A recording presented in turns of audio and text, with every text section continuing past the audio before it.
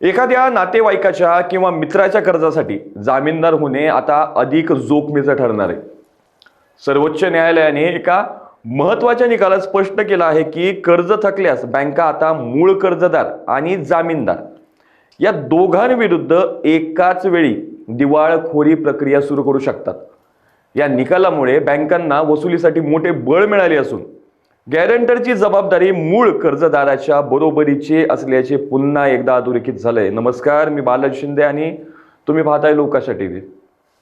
न्यायमूर्ती दीपांकर दत्ता आणि न्यायमूर्ती ऑगस्टिन जॉर्ज मसीह यांच्या खंडपीठाने दिवाळखोरी आणि दिवाळखोरी संहिता अंतर्गत हा निकाल दिलाय। भारतीय करार कायद्यानुसार जामीनदाराची जबाबदारी ही मूळ कर्जदाराच्या दायित्वा इतकीच असते। बँका एकाच कर्जासाठी मूळ कर्जदार आणि त्याचा कॉर्पोरेट गॅरंटर या दोघांच्या विरोधात समांतरपणे दिवाळखोरीची कारवाई करू शकतात। कायद्यात अशा कारवाईवर कोणतेही वैधानिक बंधन नाही। जर कर्जदाराची एक प्रक्रिया संपण्याची वाट पाहून दुसरी सुरू केली तर हमी घेण्याच्या मूळ उद्देशालाच हरताळ फासला जाईल, असं न्यायालयानं स्पष्ट केलंय। ICICI बँक आणि स्टेट बँक ऑफ इंडिया यांसारख्या प्रमुख वित्तीय संस्थांनी रिअल इस्टेट आणि पायाभूत सुविधा क्षेत्रातील कंपन्यांविरुद्ध अनेक अपीले दाखल केली होती। कंपनीच्या संचालकांनी त्यांच्या विरोधात सुरू असलेली समांतर कारवाई थांबवण्याची विनंती केली होती, ती न्यायालयानं फेटाळून लावली आहे।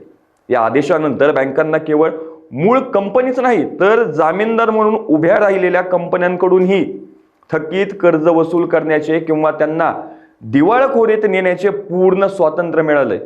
अनेकांना वाटते की कर्ज फेडण्याची प्राथमिक जबाबदारी ही कर्जदाराची आहे आणि तो नाही फेडू शकला तरच आपली वेळ येईल। मात्र या निकालाने हे चित्र बदललंय।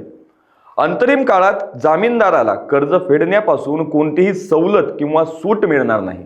बँका जामीनदाराच्या मालमत्तेवरही टाच आणण्यासाठी एकाच वेळी कायदेशीर पावले उचलू शकतील। अशाच ताज्या अपडेटसाठी लोकाच्या टीव्हीला सबस्क्राईब करा आणि लाईक करायला विसरू नका।